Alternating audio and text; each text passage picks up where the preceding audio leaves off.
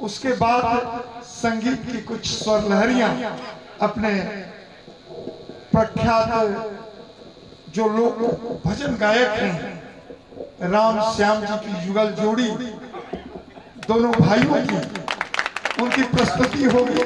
इसके बाद स्वाहा, इसके बाद आहा। बिल्कुल, तो सारी व्यवस्थाएं हैं और व्यास जी ऐसे परम भागवत हैं जो विगत 10 वर्षों से मानस के स्वर को साधते रहे, स्वर को गाते रहे और आज के इनके दिव्य धरा धाम पर आज का आयोजन है और संगीत की जो सुगंध बिखरी है निश्चित रूप से मन मस्तिष्क को झकझोर करके रख दिया। अब हम सभी आशीर्वचन के लिए चलेंगे। पूज्य स्वामी जी के आशीर्वचन के बाद मानस मंगलाचरण प्रारंभ होगा जो 2 घंटा में ही समेट दिया जाएगा। 2 घंटे धीरज रखिए, इसके बाद वो धूम पुनः मिलेगा। तब तक हमारे पलामू प्रमंडल के सारे लोग आ गए होंगे। धन्यवाद पूज्य स्वामी जी।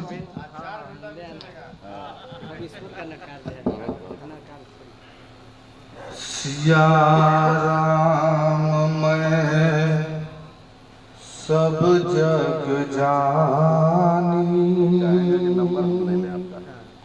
करहूं प्रणाम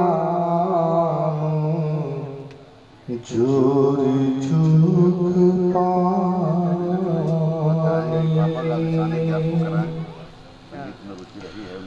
मूर्ति जन्म महिका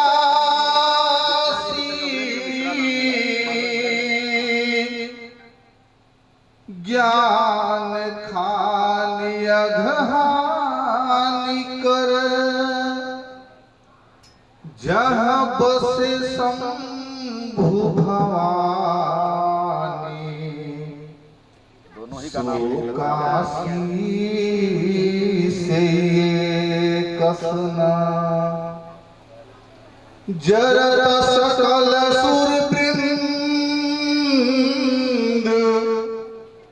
विषम गरल जेहि पान किए तेहि न भज सिमन मंद को कृपाय शंकर सरिस 21 को आ रहे हैं वहाँ भी। ऐसे भगवान शिव की महिमा है जिन्होंने संसार के लिए हम सब के लिए विष हलाहल को अपने कंठ में धारण किया और ये संदेश दिया कि अगर संसार में हो तो विष मिलेगी लेकिन उसको ना तो अंदर रखो ना बाहर रखो। बाहर रखोगे तो संसार जल जाएगा और अंदर रख लोगे तो तुम स्वयं जल जाओगे। इसीलिए नीलकंठ कहा है। ये परमात्मा की परम सौभाग्य है और जिस हनुमान जी के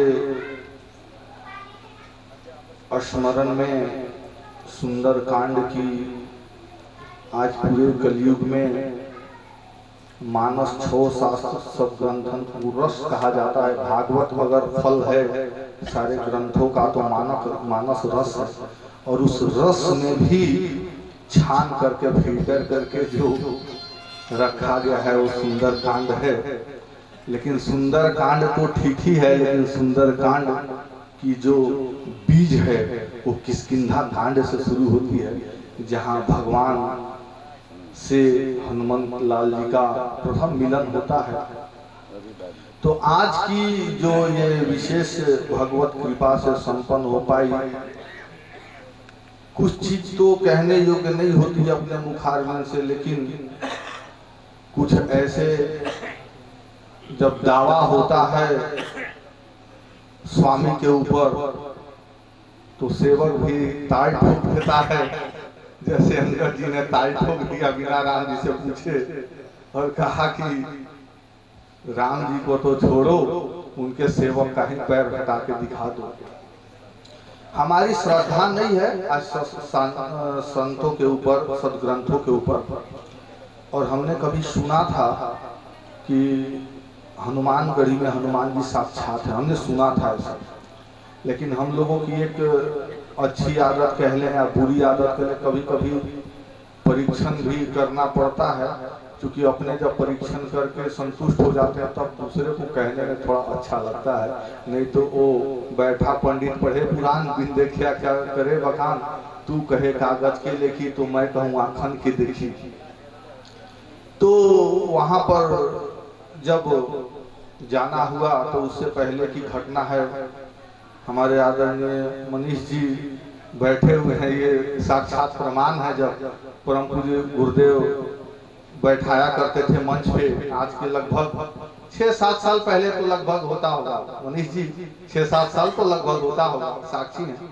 तब उस समय मुझे मानस की चौपाई वगैरह बहुत कम याद थी, तो गुरुदेव कहते थे कि तू चौपाई याद करत नहीं ख तो उसे याद भूलना, ऐसे किसी के सामने कहते थे। तो कहते थे कि गुरुदेव ने बैठा भी दिया है, लाज भी रखना है, मेरे बस की भी बात नहीं। तो हम हनुमानगढ़ी गए, हनुमान जी के सामने ये बात रखे मत्था रख करके कि हनुमान जी अगर आप सही में, दुनिया कहती है कि आप यहाँ हैं, अगर आप हैं तो ये सुंदर कांड मेरे कंठ में आ जाए। और उसका ये परिणाम हुआ कि 10 दिसंबर 2022 को पूरी सुंदर कांड मेरे कंठ में आ चुकी। मैं संपूर्ण पाठ करने का सौभाग्य प्राप्त किया, और ये सौभाग्य मिला तो फिर लगा जैसे एक होती है नशा और एक लोभ, तो परमात्मा के प्रति भी लोभ अच्छा है। सोचे कि सुंदर कांड तो हो ही गया, लेकिन हनुमान जी तो चले किष्किंधा कांड से, इसके बिना कैसे होगा। तो फिर संकल्प हुआ कि अच्छा ठीक है, अगर वो हो सकता है तो ये भी हो सकता है। फिर ये संकल्प हुआ और 9 अक्टूबर 2023 को किष्किंधा कांड में मेरे पूर्ण संपूर्ण कंठ में आ गया, कंठस्थ हुआ, जिसके उपलक्ष्य में ये संकल्प आप लोग के स्नेह से, आप लोग के प्रेम से और आप लोग का अगर आशीर्वाद रहा, क्योंकि आप लोग भागवत भक्त हैं, अगर आप लोग का आशीर्वाद रहा तो पूरी मानस कंठ में जिस दिन आ जाएगी उस दिन आप लोग का प्रेम वजह से पूरी जो जीवन का ये है, तो मेरे गुरुदेव सूक्ष्म रूप में तो हर जगह व्याप्त हैं। तो कहने का भाव मूल रूप से ये है कि हम विश्वास नहीं करते, अगर विश्वास कर ले तो ये हनुमान जी चारों जुग प्रताप तुम्हारा है, प्रसिद्ध जगत उजियारा, ये परम सिद्ध है। और देवता चित्त ना धरई, हनुमत से ही सर्व सुख करई, सारे सुख यहीं पे संभव है। ऐसी हमारी एक जो अनुभव रही, जो इसको एक हमारा कोई प्रशंसा या कुछ ये नहीं है, क्योंकि उनके बिना कुछ, हाँ लेकिन दावा ठोकना पड़ता है कभी कभी। जैसे बागेश्वर राम कहते हैं कि जो आप समझ रहे हैं वो दावा इसलिए हम ठोक रहे हैं क्योंकि उनके बल पे ठोक रहे हैं दावा। तो हम भी थोड़ा कभी कभी गुरुदेव के बल पे या हनुमान लाल जी के बल पे थोड़ा दावा ठोकना पड़ता है। तो ऐसी है आज के भी इस घोर कली युग में जो असंभव है। लोग कहते हैं चमत्कार की बात है, कई बार मुझसे पूछा गया चमत्कार तो हर पल हो रहा है, हम ये समझ नहीं पाते।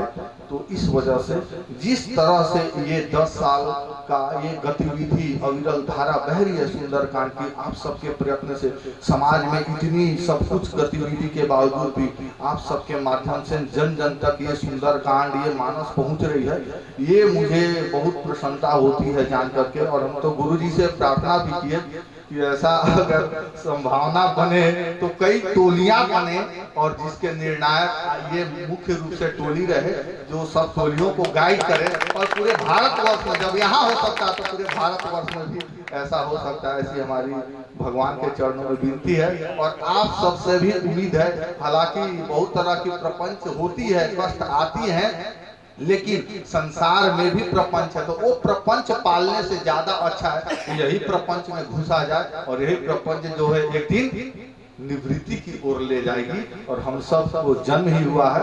एक केवल शब्द जो किष्किंधा कांड की मुख्य बातें हैं मैं रख दूं।